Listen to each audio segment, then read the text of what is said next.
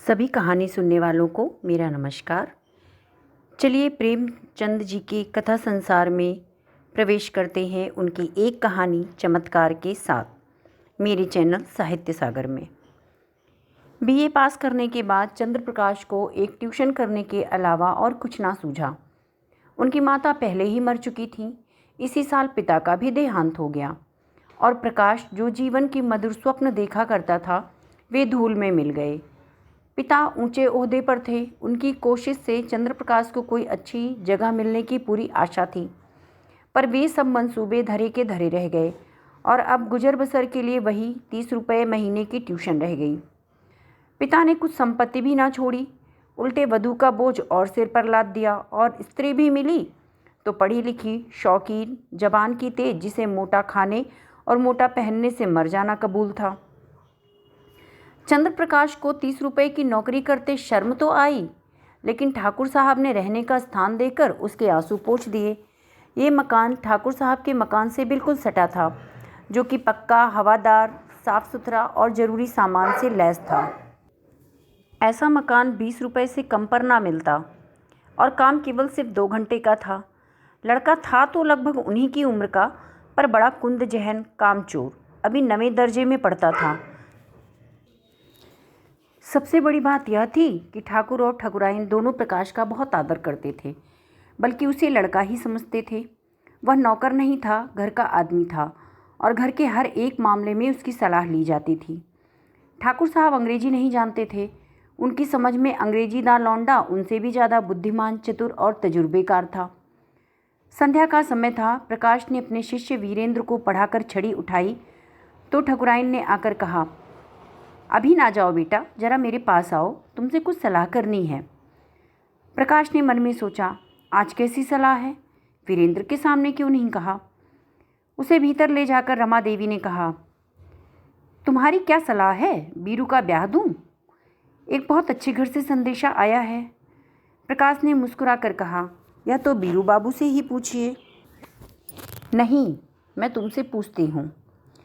प्रकाश ने असमंजस में पढ़कर कहा, मैं इस विषय में क्या सलाह दे सकता हूँ? उनका 20वां साल तो है, लेकिन यह समझ लीजिए कि पढ़ना तो फिर हो चुका। तो अभी ना करूँ, यही सलाह है? जैसा आप उचित समझें। मैंने तो दोनों बातें कह दी, तो कर डालूँ? मुझे तो यही डर लगता है कि लड़का कहीं बहक ना जाए। मेरे रहते इसकी तो आप चिंता ना करें। हाँ, इच्छा हो तो कर डालिए, कोई हर्ज भी नहीं है। सब तैयारियां तुम्ही को करनी पड़ेंगी, यह समझ लो। तो मैं इनकार कब करता हूँ? रोटी की खैर मनाने वाले शिक्षित युवकों में एक प्रकार की दुविधा होती है, जो उन्हें अप्रिय सत्य कहने से रोकती है। प्रकाश में भी यही कमजोरी थी। बात पक्की हो गई और विवाह का सामान जुटाया जाने लगा। ठाकुर साहब उन मनुष्यों में थे जिन्हें अपने ऊपर विश्वास नहीं होता। उनकी निगाह में प्रकाश की डिग्री उनके 60 साल के अनुभव से अधिक मूल्यवान थी। विवाह का सारा आयोजन प्रकाश के हाथों में था। 10-12 हज़ार रुपये खर्च करने का अधिकार कुछ कम गौरव की बात न थी। देखते ही देखते फटे हाल युवक जिम्मेदार मैनेजर बन बैठा। कहीं कपड़े वाला उसे सलाम करने आया है और कहीं मोहल्ले का बनिया घेरे है, कहीं गैस और शामियाने वाला खुशामद कर रहा है। वह चाहता तो 2-4 रुपये बड़ी आसानी से बना लेता, लेकिन वह इतना नीच न था। फिर उसके साथ क्या दगा करता, जिसने सब कुछ उसी पर छोड़ दिया था। पर जिस दिन उसने 5,000 के जेवर खरीदे, उसका मन चंचल हो उठा। घर आकर चंपा से बोला, हम तो यहाँ रोटियों के मोहताज हैं और दुनिया में ऐसे आदमी पड़े हैं जो हजारों लाखों के जेवर बनवा डालते हैं। अब ठाकुर साहब ने आज बहू के चढ़ावे के लिए 5,000 रुपये के जेवर खरीदे हैं। ऐसी ऐसी चीज़ें कि देखकर आंखें चकरा जाएं। सच कहता हूँ, कुछ चीज़ों पर तो आँख ही नहीं ठहरती थी। चंपा ईर्ष्याजनित विराग से बोली, ओह, मुझे क्या करना है? जिन्हें ईश्वर ने दिया है वे पहने, यहाँ तो रोकर मरने के लिए ही पैदा हुए हैं। चंद्र प्रकाश, इन्हीं लोगों की मौज है, ना कमाना ना धमाना। बाप दादा छोड़ गए हैं, मज़े से खाते हैं और चैन करते हैं। इसीलिए तो कहता हूँ, ईश्वर बड़ा अन्यायी है। चंपा, अपना अपना पुरुषार्थ है, भाग्य है, इसमें ईश्वर का क्या दोष? तुम्हारे बाबा छोड़ गए होते तो तुम भी मौज करते। यहाँ तो रोटियां खाना भी मुश्किल है, गहने कपड़े की कौन पूछे। और ना इस ज़िंदगी में कोई ऐसी आशा ही है। कोई ढंग की साड़ी भी नहीं रही कि किसी भले आदमी के घर जाऊं तो पहन लूं। मैं तो इसी सोच में हूं कि ठकुराइन के यहाँ ब्याह में कैसे जाऊंगी। सोचती हूँ बीमार पड़ जाती तो जान बचती। यह कहते कहते उसकी आंखें भर आईं। प्रकाश ने तसल्ली दी। अब क्या तुम्हारे लिए साड़ी भी ना ला सकूंगा? मुसीबत के ये दिन क्या सदा बने रहेंगे? जिंदा रहा तो एक दिन सिर से पांव तक जेवरों से लदी रहोगी। चंपा मुस्कुराकर बोली, चलो, ऐसी मन की मिठाई मैं नहीं खाती। निबाह हो जाए यही बहुत है, गहनों की ज़रूरत नहीं है। प्रकाश ने चंपा की बातें सुनकर लज्जा और दुख से सिर झुका लिया। चंपा उसे पुरुषार्थहीन समझती है। रात को दोनों भोजन करके लेटे तो प्रकाश ने फिर गहनों की बात छेड़ी। गहने उसकी आंखों में बसे थे। बोला, इस शहर में ऐसे बढ़िया गहने बनते हैं, मुझे इसकी आशा ना थी। चंपा ने कहा, कोई और बात करो, गहनों की बात सुनकर जी जल जाता है। वैसी चीज़ें तुम पहनो तो रानी मालूम होगी। गहनों से क्या सुंदरता बढ़ जाती है? मैंने ऐसी बहुत सी औरतें देखी हैं जो गहने पहनकर भद्दी दिखती हैं। ठाकुर साहब भी मतलब के यार हैं। या ना हुआ कि कहते, इसमें से कोई चीज़ चंपा के लिए भी लेते जाओ। तुम भी कैसी बच्चों की सी बात करते हो। इसमें बचपने की क्या बात है? कोई उदार आदमी कभी इतनी कृपणता ना करता। मैंने तो कोई ऐसा उदार आदमी नहीं देखा जो अपनी बहू के गहने किसी गैर को दे दे। मैं गैर नहीं हूँ, हम दोनों एक ही मकान में रहते हैं। मैं उनके लड़के को पढ़ाता हूँ और शादी का सारा इंतजाम भी कर रहा हूँ। अगर 100-200 की कोई चीज़ दे देती तो वह निष्फल ना जाती, मगर धनवानों का हृदय धन के भार से दबकर सिकुड़ जाता है। उसमें उदारता के लिए स्थान ही नहीं रहता। रात के 12 बज गए, फिर भी प्रकाश को नींद नहीं आई। बार बार वही चमकीले गहने आंखों के सामने आ जाते हैं। कुछ बादल घिर आए हैं और बार बार बिजली चमक उठती है। सहसा प्रकाश चारपाई से उठ खड़ा हुआ। उसे चंपा का आभूषणहीन अंग देखकर दया आई। यही तो खाने पहनने की उम्र है और इसी उम्र में इस बेचारी को हर चीज़ के लिए तरसना पड़ रहा है। वह दबे पांव कमरे से बाहर निकलकर छत पर आया। ठाकुर साहब की छत इस छत से मिली थी। बीच में एक 5 फीट ऊंची दीवार थी। वह दीवार पर चढ़कर ठाकुर साहब की छत पर आहिस्ता से उतर गया। घर में बिल्कुल सन्नाटा था। उसने सोचा, पहले जीने से उतरकर ठाकुर साहब के कमरे में चलूं। अगर जाग गए तो जोर से हंसूंगा और कहूँगा, कैसा चरका दिया। यह भी कह दूंगा कि मेरी छत से कोई आदमी इधर आता हुआ दिखाई दिया है। इसीलिए मैं भी उसके पीछे पीछे आया कि देखूं यह क्या करता है। अगर संदूक की चाबी मिल गई तो फिर फतेह है। किसी को मुझ पर संदेह भी ना होगा। सब लोग नौकरों पर संदेह करेंगे और मैं भी कह दूंगा, साहब नौकरों की हरकत है, इन्हें छोड़कर और कौन ले सकता है। मैं बेदाग बच जाऊंगा और शादी के बाद कोई और घर ले लूँगा। फिर धीरे धीरे एक एक चीज़ चंपा को दूंगा जिससे उसे कोई संदेह ना हो। फिर वह जीने से उतरने लगा तो उसकी छाती धड़क रही थी। धूप निकल आई थी। प्रकाश अभी सो ही रहा था कि चंपा ने उसे जगा कर कहा, बड़ा गजब हो गया। रात को ठाकुर साहब के घर में चोरी हो गई। चोर गहने की संदूकची उठाकर ले गया। प्रकाश ने पड़े पड़े पूछा, किसी ने पकड़ा नहीं चोर को? किसी को खबर भी हो? वह संदूकची ले गया जिसमें ब्याह के गहने रखे थे। ना जाने कैसे कुंजी उड़ा ली और ना जाने उसे कैसे मालूम हुआ कि वह संदूक में संदूकची रखी है। नौकरों की कार्रवाई होगी, बाहरी चोर का तो काम नहीं है। या नौकर तो उनके तीनों पुराने हैं। नियत बदलते क्या देर लगती है। आज मौका देखा और उठा ले गए। अरे तुम जाकर जरा उन लोगों को तसल्ली तो दो। ठकुराइन बेचारी तो रो रही थी, तुम्हारा नाम ले लेकर कह रही थी। बेचारा महीनों इन गहनों के लिए दौड़ा, एक एक चीज़ अपने सामने जंचवाई और चोर दाढ़ी जजारों ने उसकी सारी मेहनत पर पानी फेर दिया। प्रकाश झटपट उठा और घबराता हुआ जाकर ठकुराइन से बोला, यह तो बड़ा अनर्थ हो गया माता जी। मुझसे तो अभी अभी चंपा ने कहा। ठाकुर साहब सिर पर हाथ रख कर बोले, कहीं कोई सेंध नहीं, कोई ताला नहीं टूटा, किसी दरवाजे की चूल भी नहीं उतरी। समझ में नहीं आया कि चोर आया किधर से। ठकुराइन ने रोकर कहा, मैं तो लुट गई भैया। ब्याह सिर पर खड़ा है, जाने क्या होगा। हे भगवान, तुमने इतनी दौड़ धूप की थी, तब जाकर कहीं चीज़ें आई थीं। ना जाने किस मनहूस शायद से लगन आई थी। प्रकाश ने ठाकुर साहब के कान में कहा, मुझे तो किसी नौकर की प्रकाश ने ठाकुर साहब के कान में कहा, मुझे तो किसी नौकर की शरारत मालूम होती है। ठकुराइन ने विरोध किया, अरे नहीं भैया, नौकरों में ऐसा कोई नहीं। 10-10 हजार रुपये यूं ही ऊपर रहते थे, कभी एक पाई भी नहीं ली इन लोगों ने। ठाकुर साहब ने नाक सिकोड़ कर कहा, तुम क्या जानो आदमी का मन कितनी जल्दी बदलता है। जिसने अब तक चोरी नहीं की वह कभी भी नहीं करेगा, यह कोई नहीं कह सकता। मैं पुलिस में रिपोर्ट करूँगा और एक एक नौकर की तलाशी कराऊँगा। कहीं माल उड़ा दिया होगा, जब पुलिस के जूते पड़ेंगे तब आप ही कबूलेंगे। प्रकाश ने पुलिस का घर में आना खतरनाक समझा। कहीं उन्हीं के घर में तलाशी ले तो अनर्थ ही हो जाएगा। बोले, पुलिस में रिपोर्ट करना और तहकीकात कराना व्यर्थ है। पुलिस माल तो ना बरामद कर सकेगी। हाँ, नौकरों को मारपीट भले ही लेगी, नज़र भी उसे चाहिए, नहीं तो कोई दूसरा ही स्वांग खड़ा कर देगी। मेरी तो सलाह है कि एक एक नौकर को एकांत में बुलाकर पूछा जाए। ठाकुर साहब ने मुंह बनाकर कहा, तुम भी क्या बच्चों की सी बातें करते हो प्रकाश बाबू। भला चोरी करने वाला अपने आप कबूलेगा? तुम मारपीट भी तो नहीं करते। हाँ, पुलिस में रिपोर्ट करना मुझे भी फिजूल मालूम होता है।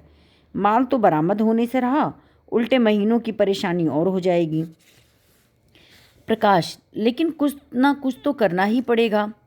ठाकुर, कोई लाभ नहीं है। हाँ, अगर कोई खुफिया पुलिस हो तो चुपके चुपके पता लगाए तो अलबत्ता माल निकल आए, लेकिन यहाँ ऐसी पुलिस कहाँ। तकदीर ठोंक कर बैठे रहो और क्या। आप बैठे रहिए, मैं तो नहीं बैठने वाला। मैं इन्हीं नौकरों के सामने चोर का नाम निकलवाऊंगा। ठकुराइन, नौकरों पर तो मुझे पूरा विश्वास है। किसी का नाम निकल भी आए तो मुझे संदेह ही रहेगा। किसी बाहर के आदमी का काम है, चाहे जिधर से आया हो, पर चोर तो आया बाहर से ही। तुम्हारे कोठे से भी तो आ सकता है। ठाकुर, हाँ, जरा अपने कोठे पर तो देखें, शायद कोई निशान मिले। कहीं दरवाज़ा तो खुला नहीं रह गया। अब प्रकाश का दिल धड़कने लगा। फिर बोला, मैं तो 10 बजे द्वार बंद कर लेता हूँ। हाँ, कोई पहले मौका पाकर कोठे पर चला गया हो और वहाँ छिपा रहा हो तो बात दूसरी है। तीनों आदमी छत पर गए तो बीच की मुंडेर पर किसी के पाँव की रगड़ के निशान दिखाई दिए। जहाँ पर प्रकाश का पाँव पड़ा था वहाँ का चूना लग जाने के कारण छत पर पाँव का निशान पड़ गया है। प्रकाश की छत पर जाकर मुंडेर की दूसरी तरफ देखा तो वैसा निशान वहाँ भी दिखाई दिया। ठाकुर साहब सिर झुकाए खड़े थे, संकोच के मारे कुछ ना कह सकते थे। प्रकाश ने उनके मन की बात खोल दी। इससे तो स्पष्ट होता है कि चोर मेरे ही घर से आया। अब तो कोई संदेह ही नहीं रहा। ठाकुर साहब ने कहा, हाँ, मैं भी यही समझता हूँ, लेकिन इतना पता लग जाने से क्या होगा। माल तो जाना था और चला गया। अब चलो आराम से बैठें, आज रुपए की कोई फिक्र तो करनी ही होगी। प्रकाश, मैं आज ही वह घर छोड़ दूंगा। क्यों? इसमें तुम्हारा तो कोई दोष नहीं है। आप कहें, लेकिन मैं समझता हूँ मेरे सिर बड़ा भारी अपराध लग गया। मेरा दरवाज़ा 9-10 बजे तक खुला ही रहता है। चोर ने रास्ता देख लिया है, संभव है 2-4 दिन में फिर घुसे। घर में अकेली एक औरत सारे घर की निगरानी नहीं कर सकती। इधर वह तो रसोई में बैठी है, उधर कोई आदमी चुपके से ऊपर चढ़ जाए तो जरा भी आहट नहीं मिल सकती। मैं घूम घाम कर कभी 9 बजे आया, कभी 10 बजे, और शादी के दिनों में तो देर होती ही रहेगी। उधर का रास्ता बंद हो जाना चाहिए। मैं तो समझता हूँ इस चोरी की सारी जिम्मेदारी मेरे सिर है। ठकुराइन डरी, भैया तुम चले जाओगे तब तो घर फाड़ खाएगा। कुछ भी हो माताजी, मुझे घर छोड़ना पड़ेगा। मेरी गलती से चोरी हुई है, इसका प्रायश्चित तो करना ही पड़ेगा। प्रकाश चला गया तो ठाकुर ने स्त्री से कहा, बड़ा लायक आदमी है। ठकुराइन, क्या बात है, चोर उधर से आया, यही बात उसे लग। कहीं यह चोर को पकड़ पाए तो कच्चा ही खा जाएगा, मार ही डाले। देख लेना, कभी न कभी वह माल बरामद करेगा ही। पर अब इस घर में कदापि ना रहेगा, कितना ही समझाओ। किराए के 20 रुपये और दे दूंगा। हम किराया क्यों दें? वह आप ही घर छोड़ रहे हैं, हम तो कुछ कहते नहीं। किराया तो देना ही पड़ेगा। ऐसे आदमी के साथ कुछ बल भी खाना पड़े तो बुरा नहीं लगता। मैं तो समझती हूँ वह किराया लेंगे ही नहीं। 30 रुपये में गुजर भी तो ना होता होगा। प्रकाश ने उसी दिन वह घर छोड़ दिया। उस घर में रहने से जोखिम था, लेकिन जब तक शादी की धूमधाम रही प्रायः सारे दिन यहीं रहते थे। चंपा से कहा, एक सेठ जी के यहाँ 50 रुपये महीने का काम और मिल गया है, मगर वह रुपये मैं उन्हीं के पास जमा करता जाऊँगा। वह आमदनी केवल जेवरों में खर्च होगी, एक भी पाई घर के खर्च में न आने दूंगा। चंपा भड़क उठी। पति प्रेम का यह परिचय पाकर उसने अपने भाग्य को सराहा। देवताओं में उसकी श्रद्धा और भी बढ़ गई। अब तक प्रकाश और चंपा के बीच में कोई पर्दा नहीं था। प्रकाश के पास जो कुछ था वह चंपा का था। चंपा ही के पास उसके बक्से, संदूक, अलमारी की चाबियां रहती थीं, मगर अब प्रकाश का एक संदूक हमेशा बंद रहता। उसकी चाबी कहाँ है यह चंपा को पता नहीं। वह पूछती है, इस संदूक में क्या है, तो कह देते हैं कुछ नहीं। पुरानी किताबें मारी मारी फिरती थीं, उठा के संदूक में बंद कर दी है। चंपा को संदेह का कोई कारण नहीं था। एक दिन चंपा पति को पान देने गई तो देखा वह उस संदूक को खोले हुए देख रहे हैं। उसे देखते ही उसने संदूक जल्दी से बंद कर दिया। उनका चेहरा जैसे फक्क हो गया। संदेह का अंकुर जमा, मगर पानी ना पाकर सूख गया। चंपा ऐसे किसी भी कारण की कल्पना ही ना कर सकी जिससे संदेह को आश्रय मिलता। लेकिन 5,000 की संपत्ति को ऐसे छोड़ देना कि उसका ध्यान ही ना आए, प्रकाश के लिए असंभव था। वह कहीं बाहर से आता तो एक बार संदूक अवश्य खोलता। एक दिन पड़ोस में चोरी हो गई। उस दिन से प्रकाश अपने कमरे में ही सोने लगा। आषाढ़ के दिन थे, उमस के मारे दम घुटता था। ऊपर एक साफ सुथरा बरामदा था जो बरसात में सोने के लिए शायद बनाया गया था। चंपा ने कई बार ऊपर सोने के लिए कहा, पर प्रकाश ना माना। अकेला घर कैसे छोड़ दे। चंपा ने कहा, चोरी ऐसों के यहाँ नहीं होती। चोर घर में कुछ देखकर ही जान खतरे में डालता है। भला यहाँ क्या रखा है? प्रकाश ने क्रुद्ध होकर कहा, कुछ नहीं है, बर्तन भांडे तो है ही, गरीब के लिए अपनी हांडी ही बहुत है। एक दिन चंपा ने कमरे में झाड़ू लगाई तो संदूक को खिसकाकर दूसरी तरफ रख दिया। प्रकाश ने संदूक का स्थान बदला पाया तो सशंक होकर पूछा, तुमने संदूक हटाया है? यह पूछने की कोई बात नहीं थी। झाड़ू लगाते वक्त प्रायः चीज़ें इधर उधर खिसक ही जाती हैं। वह बोली, मैं क्यों हटाने लगी? फिर किसने हटाया? मैं नहीं जानती। घर में तुम रहती हो, जानेगा कौन? अच्छा, अगर मैंने ही हटा दिया तो इसमें पूछने की क्या बात है? कुछ नहीं, यूं ही पूछता था। मगर जब तक संदूक खोलकर सब चीज़ें ना देख ले प्रकाश को चैन कहाँ। चंपा ज्यों ही भोजन पकाने गई उसने संदूक खोला और आभूषणों को देखने लगा। आज चंपा ने पकौड़ियाँ बनाई थीं। पकौड़ियाँ गरम गरम ही मज़ा देती हैं और प्रकाश को पकौड़ियाँ पसंद भी थीं। उसने थोड़ी सी पकौड़ियाँ एक तश्तरी में रखीं और प्रकाश को देने गई। प्रकाश ने उसको देखते ही संदूक धमाके से बंद कर दिया और ताला लगाकर उसे बहलाने के इरादे से बोला, तश्तरी में क्या लाई? अच्छा, पकौड़ियाँ हैं। आज चंपा को संदेह हो गया। संदूक में क्या है यह देखने की उत्सुकता हुई। प्रकाश उसकी चाबी कहीं छिपा कर रखता था। चंपा किसी तरह वह चाबी उड़ा लेने की चाल सोचने लगी। एक दिन एक बिसाती चाबियों का गुच्छा बेचने आया। चंपा ने उस ताले की चाबी ले ली और संदूक खोल डाला। अरे, ये तो आभूषण है। उसने एक एक आभूषण को निकाल कर देखा। ये गहने कहाँ से आए? मुझसे कभी इनकी चर्चा नहीं की। सहसा उसके मन में भाव उठा, कहीं ये ठाकुर साहब के गहने तो नहीं हैं? चीज़ें वही थी जिनका वह बखान करते रहते थे। उसे अब संदेह ना रहा। लेकिन इतना घोर पतन! लज्जा और खेद से उसका सिर झुक गया। उसने तुरंत संदूक बंद कर दिया और चारपाई पर लेटकर सोचने लगी, इनकी इतनी हिम्मत पड़ी कैसे? यह दुर्भावना इनके मन में आई ही क्यों? मैंने तो कभी आभूषणों के लिए आग्रह नहीं किया।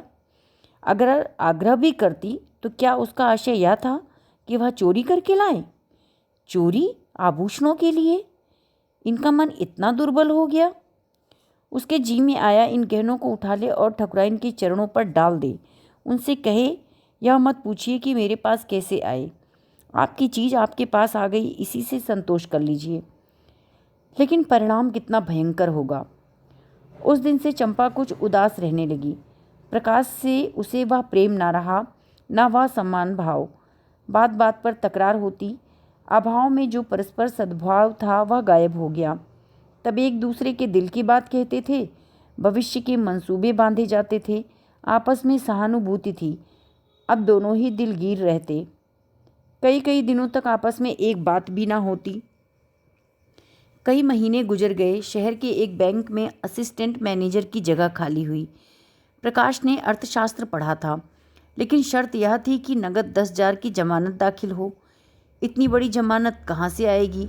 प्रकाश तड़प तड़प कर रह जाता था। एक दिन ठाकुर साहब से इस विषय में बात चल पड़ी। ठाकुर साहब ने कहा, तुम क्यों नहीं दरखास्त भेजते? प्रकाश ने सिर झुकाकर कहा, 10,000 की नगद जमानत मांगते हैं, मेरे पास रुपए कहाँ रखे हैं? अजी तुम दरखास्त तो दो, अगर सारी बातें तय हो जाएं तो जमानत भी दे दी जाएगी, इसकी चिंता ना करो। प्रकाश ने स्तंभित होकर कहा, आप जमानत दे देंगे? हाँ हाँ, यह कौन बड़ी सी बात है। प्रकाश घर चला तो बहुत रंजीदा था। उसको यह जगह अवश्य मिलेगी, लेकिन फिर भी वह खुश नहीं है। ठाकुर साहब की सरलता, उनका उस पर इतना विश्वास उसे आहत कर रहा है। उनकी शराफत उसके कमीनेपन को कुचले डालती है। उसने घर आकर चंपा को यह खुशखबरी सुनाई। चंपा ने सुनकर मुंह फेर लिया। एक क्षण के बाद बोली, ठाकुर साहब से तुमने क्यों जमानत दिलवाई? प्रकाश ने चिढ़कर कहा, फिर और किससे दिलवाता? यही ना होता कि जगह ना मिलती, रोटियां तो मिल ही जाती। रुपए पैसे की बात है, कहीं भूल चूक हो जाए तो तुम्हारे साथ उनके रुपए भी जाएंगे। या तुम कैसे समझती हो कि भूल चूक होगी? क्या मैं अनाड़ी हूँ? चंपा ने विरक्त मन से कहा, आदमी की नीयत भी हमेशा एक सी नहीं रहती। प्रकाश ठक से रह गया। उसने चंपा को चुभती हुई आंखों से देखा, पर चंपा ने मुंह फेर लिया था। वह उसके भावों के विषय में कुछ निश्चय ना कर सका। लेकिन ऐसी खुशखबरी सुनकर भी चंपा का उदासीन रहना उसे विकल करने लगा। उसके मन में प्रश्न उठा, इस वाक्य में कहीं आक्षेप तो नहीं छिपा हुआ है? चंपा ने संदूक खोलकर देख तो नहीं लिया? इस प्रश्न का उत्तर पाने के लिए इस समय वह अपनी एक आंख भी भेंट कर सकता था। भोजन करते समय प्रकाश ने चंपा से पूछा, तुमने क्या सोचकर कहा था कि आदमी की नीयत तो हमेशा एक सी नहीं रहती, जैसे यह उसके जीवन या मृत्यु का प्रश्न हो? चंपा ने संकट में पड़कर कहा, कुछ नहीं, मैंने दुनिया की बात कही थी। प्रकाश को संतोष ना हुआ। क्या जितने आदमी बैंकों में नौकर हैं उनकी नीयत बदलती रहती है? वह बोला। चंपा ने गला छुड़ाना चाहा। तुम जबान पकड़ते हो। ठाकुर साहब के यहाँ से इस शादी में ही तुम अपनी नीयत ठीक नहीं रख सके। 100-200 रुपए की चीज़ें घर में रख ही ली। प्रकाश के दिल से बोझ उतर गया। मुस्कुराकर बोला, अच्छा, तुम्हारा संकेत उस तरफ था, लेकिन मैंने कमीशन के सिवा उनकी एक पाई भी नहीं छुई है, और कमीशन लेना तो कोई पाप नहीं है। बड़े बड़े हुक्काम खुले खजाने कमीशन लेते हैं। चंपा ने तिरस्कार के भाव से कहा, जो आदमी अपने आप के ऊपर इतना विश्वास करता रहे, उसकी आंख बचाकर एक पाई भी लेना मैं पाप समझती हूँ। तुम्हारी सज्जनता तो तब जानती जब तुम कमीशन के रुपए ले जाकर उनको दे देते। इस 6 महीनों में उन्होंने तुम्हारे साथ क्या क्या सुलूक किया, कुछ याद है? मकान तुमने खुद छोड़ा, लेकिन वे 20 रुपये महीने देते जाते हैं। इलाके से कोई सौगात आती है तो तुम्हारे पास ज़रूर भेजते हैं। तुम्हारे पास घड़ी ना थी, अपनी घड़ी भी दे दी। तुम्हारी मेहरी जब नागा करती है तो खबर पाते ही अपना नौकर भी भेज देते हैं। मेरी बीमारी में ही डॉक्टर साहब की फ़ीस उन्होंने ही दी, और दिन में 2 बार हालचाल भी पूछने आते थे। यह जमानत ही क्या छोटी बात है? अपने संबंधियों तक की जमानत तो कोई जल्दी करता ही नहीं। तुम्हारी जमानत के लिए 10,000 रुपये नकद निकाल कर दे दिए। तुम इसे छोटी बात समझते हो? आज तुमसे कोई भूल चूक हो जाए तो उनके रुपए तो जब्त हो ही जाएंगे। जो आदमी अपने ऊपर इतनी दया रखे, उसके लिए तो हमें प्राण भी देने को तैयार रहना चाहिए। प्रकाश भोजन करके लेटा तो उसकी आत्मा उसे धिक्कार रही थी। दुखते हुए फोड़े में जितना मवाद होता है उस वक्त मालूम होता है जब नश्तर लगाया जाता है। मन का विकार उस समय मालूम होता है जब कोई उसे हमारे सामने खोलकर रख देता है। चंपा के इन तिरस्कार भरे शब्दों ने प्रकाश के मन में ग्लानि उत्पन्न कर दी। वह संदूक लेकर कई गुना भारी होकर शिला की भांति उसे दबाने लगा। मन में फैला हुआ विकार एक बिंदु पर एकत्र होकर टीसने लगा। कई दिन बीत गए। प्रकाश को बैंक में जगह मिल गई। इसी उत्सव में उसके यहाँ मेहमानों की दावत है। ठाकुर साहब, उनकी स्त्री बीरू और उसकी नवेली बहू सभी आए हैं। चंपा सेवा सत्कार में लगी हुई है। बाहर 2-4 मित्र गा बजा रहे हैं। भोजन करने के बाद ठाकुर साहब चलने को तैयार हुए। प्रकाश ने कहा, आज आपको यहीं रहना होगा दादा, मैं इस वक्त ना जाने दूंगा। चंपा को उसका यह आग्रह बुरा लगा। चारपाइयाँ हैं नहीं, बिछावन भी नहीं है और ना काफ़ी जगह ही है। रात भर उन्हें तकलीफ़ देने और अपने आप तकलीफ़ उठाने की कोई ज़रूरत उसकी समझ में नहीं आई।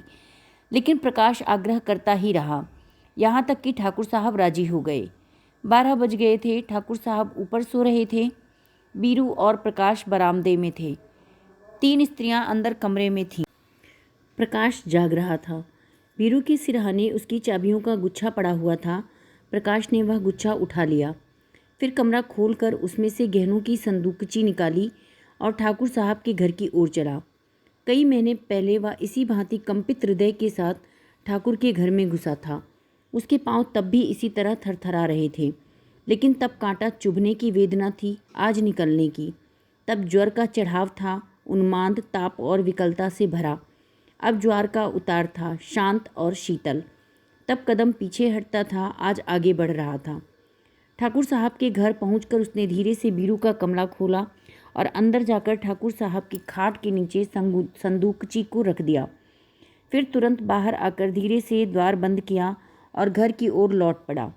हनुमान संजीवनी बूटी वाला धवलगिरी उठाए जिस गर्वीले आनंद का अनुभव कर रहे थे, कुछ वैसा ही आनंद प्रकाश को भी हो रहा था।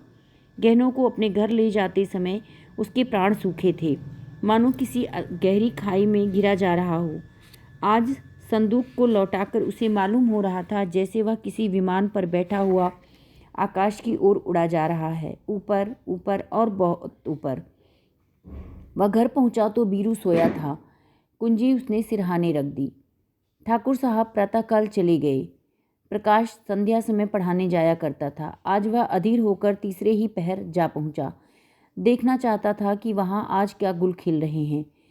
वीरू ने उसे देखते ही खुश होकर कहा, बाबूजी, कल आपके यहाँ की दावत बड़ी मुबारक थी।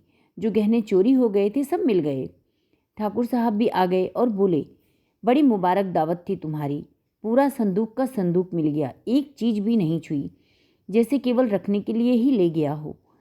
प्रकाश को इन बातों पर कैसे विश्वास आए जब तक वह अपनी आंखों से ना देखे। कहीं ऐसा भी हो सकता है कि चोरी गया हुआ माल 6 महीने बाद मिले और ज्यों का त्यों। संदूक को देखकर उसने गंभीर भाव से कहा, बड़े आश्चर्य की बात है, मेरी बुद्धि तो कुछ काम ही नहीं करती। ठाकुर, किसी की बुद्धि कुछ काम नहीं करती भाई, तुम्हारी ही क्यों। वीरू की माँ कहती है कोई दैवी घटना है। आज तो मुझे भी देवताओं में श्रद्धा हो गई। अगर आंखों देखी बात ना होती तो मुझे तो कभी विश्वास ही ना आता। आज इसी खुशी में हमारे यहाँ दावत होगी। आपने कोई अनुष्ठान तो नहीं कराया था। अनुष्ठान तो 20 ही कराए, बस तो यह फिर उसकी ही करामात है। घर लौटकर प्रकाश ने चंपा को यह खबर सुनाई तो वह दौड़कर उसके गले से लिपट गई और ऐसे रोने लगी जैसे उसका बिछड़ा हुआ पति बहुत दिनों के बाद घर आ गया हो। प्रकाश ने कहा, आज उनके यहाँ हमारी दावत है। मैं कल 1000 कंगालों को भोजन कराऊंगी। तुम तो सैकड़ों का खर्च बता रही हो। मुझे इतना आनंद हो रहा है कि लाखों खर्च करने पर भी अरमान पूरा ना होगा। प्रकाश की आंखों से भी आंसू निकल आए। यह कहानी आप सबको कैसी लगी कमेंट करके ज़रूर बताइएगा। अच्छी लगे तो कहानी को शेयर भी करिएगा और मेरे चैनल को सब्सक्राइब भी। धन्यवाद।